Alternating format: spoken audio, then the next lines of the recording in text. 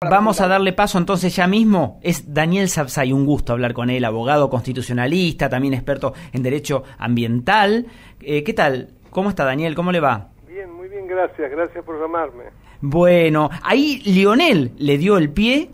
Hablando de esto que ha firmado usted con otros especialistas, justamente estábamos hablando de lo que es un poco las relaciones internacionales y cómo Argentina está peligrosamente oscilando entre uno y otro de los grandes de este momento en el comercio mundial. En realidad lo que yo firmé junto con otros periodistas, intelectuales y distintos tipos de personas es lo que integramos el Foro para el Restablecimiento de la Democracia en Venezuela, FARDEV.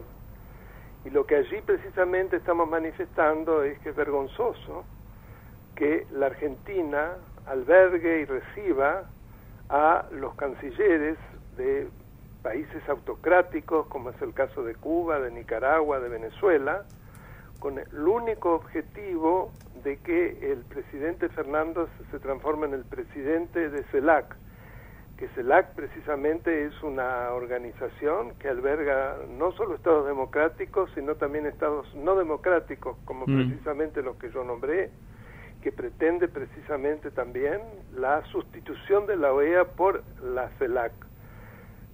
Lo cual desde ya desafía a los valores de Occidente. La Argentina de nuevo se pone en el lugar, a mi modo de ver, más vergonzoso frente al mundo, porque además que estas personas estén acá y que hayan sido financiados esos viajes como las de otros cancilleres de países caribeños por el erario argentino, simplemente para que se lo elija a Fernández, es una verdadera vergüenza. Yo como argentino realmente me siento avergonzado.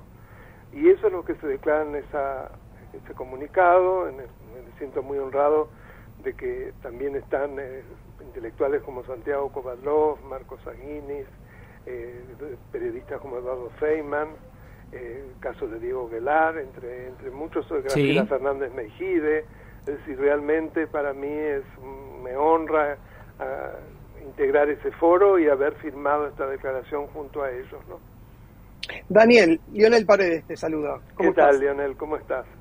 Un gusto. Igualmente. Mira, te saco un poquito de todo lo que es, todo lo que firmaste y te llevo un poquito a lo que se está hablando, se estuvo hablando la semana pasada y se va a seguir hablando y creo que va a ser motivo de controversia y creo que el gobierno, me parece, o no sé si va a dar marcha atrás o no, pero se está creando un bastante caldo, como digo yo, de cultivo, con el tema de la explotación offshore en las costas del Río de la Plata hasta Miramar, creo que va. Vos, al ser especialista ambiental y constitucional, me gustaría saber tu postura y qué opinás, si esto favorece a las pymes o no, o bueno, también he escuchado decir que que esto va a ser un desastre a nivel ambiental.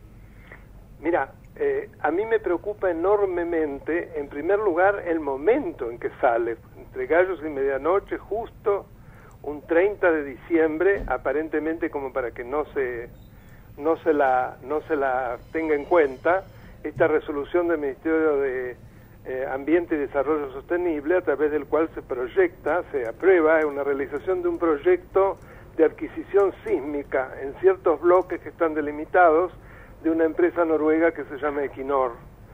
¿Por qué me preocupa? En primer lugar, porque no ha tenido en cuenta lo que se expresó en la audiencia pública. Una audiencia pública donde el 93% de las voces se expresaron en contra por muchos diversos motivos y muy atendibles, y no merecieron la menor consideración de parte de la autoridad, es decir, del Ministerio de Desarrollo Sostenible.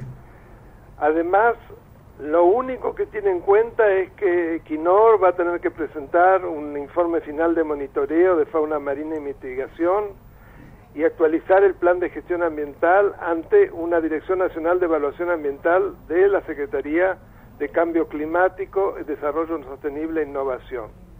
Pero lo que es importante, y que se repite, es que delega el poder de policía para revisar, otorgar o rechazar estas solicitudes en la Secretaría de Energía, es decir, está sacando del ámbito natural, que es el poder de policía, lo ejerce la autoridad ambiental, la está pasando a la Secretaría de Energía, lo cual es sumamente grave. Ya había pasado esto con las represas de Santa Cruz, que ahora se están viniendo abajo, afortunadamente, ¿no?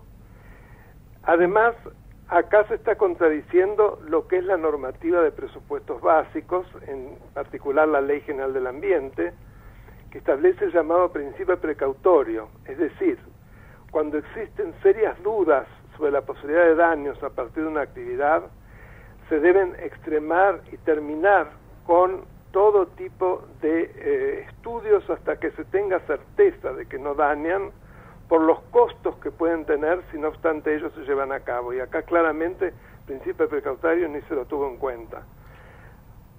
Tampoco se da acceso amplio a la información pública. Pensá que hay una ley de presupuestos mínimos de acceso a la información ambiental. Acá no se ha de ninguna manera proveído esa información, ¿no? En lo cual me parece también sumamente grave. Y tampoco se tiene en cuenta que la Agencia Internacional de Energía ha sido clara, estableciendo que desde 2021 no se deben aprobar nuevos proyectos de extracción de gas, petróleo o carbón para no superar el aumento de 1.5 grados. Acá ni se lo escuchó. Tal cual, Daniel. Aparte, perdón que no, por favor. Pero ahí ya está claro que no es por el tema de lo que es el petróleo. Hoy en día están las energías renovables y creo que va por ese lado el mundo. Pero por supuesto, claro que sí. Argentina se comprometió hasta el 2030 en bajar la huella de carbono, ¿no? Se acaba de comprometer en Glasgow, en justamente la conferencia de las partes de la Convención sobre el Cambio Climático. Muy rápidamente parece que se olvidó. Daniel, te hago una cortita y después te cierra Charlie. Sí, cómo no. Mira, tema de exportación, te llevo a otro tema. El tema es el cepo a la exportación de carne, los cortes parrilleros que recién estaba hablando. Muchos productores y muchos chacareros con los que hablo, que estuve hablando la semana pasada, muchos me decían que es inconstitucional. ¿Cómo lo ves vos eso? Bueno, mira, toda limitación a un derecho fundamental contempla determinadas exigencias que surgen de la Constitución y los tratados internacionales. Lo primero es el principio de legalidad. Solo pueden ser establecidos por ley, y nuestro artículo 14 es claro cuando le garantiza los siguientes derechos a todos los habitantes de la nación, pero conforme a las leyes que reglamenten su ejercicio. Primera violación, no se hace por ley sino por resolución. Punto 1, ya ahí vamos mal. Ya esto hace que todo el edificio se caiga. Después tiene que haber la razonabilidad, es decir, la proporcionalidad entre medios y fines, que exige un estudio. Pareciera que acá no se da la proporcionalidad. Me parece que es algo irrazonable porque es absolutamente discrecional como se establece. No es el producto de un análisis claro que realmente beneficie al bien común, al bien general de la población, sino que simplemente está basado en una conveniencia de tipo cambiario de parte del gobierno.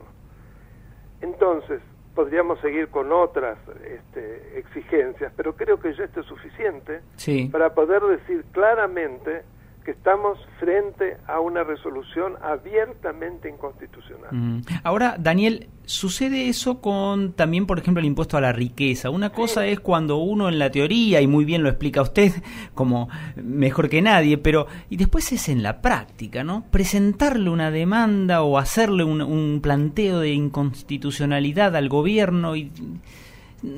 Primero que no todo el mundo está decidido a hacerlo y después que es difícil en la práctica, ¿no? Bueno, no es difícil fundamentalmente porque tenemos una justicia que es tiempista y que en principio le va a dar la razón al gobierno, es lo que pasó con el impuesto a la riqueza. Entonces, al contrario, aquellos que se animaron a hacer frente se pusieron en posiciones sumamente vulnerables y han sido objeto de todo tipo de ataques, todo tipo de invasión, inclusive a través de la FIP para molestarlos, e inclusive a muchos que son conocidos se los ha vapuleado y maltratado en los medios.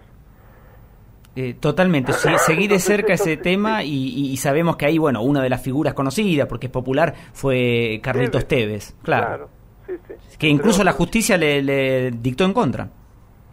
En contra, pero además fue objeto de una gran cantidad de denostaciones, que jamás el poder público debe hacer eso en una posición de omnipotencia y de total atropello a los derechos individuales de una persona.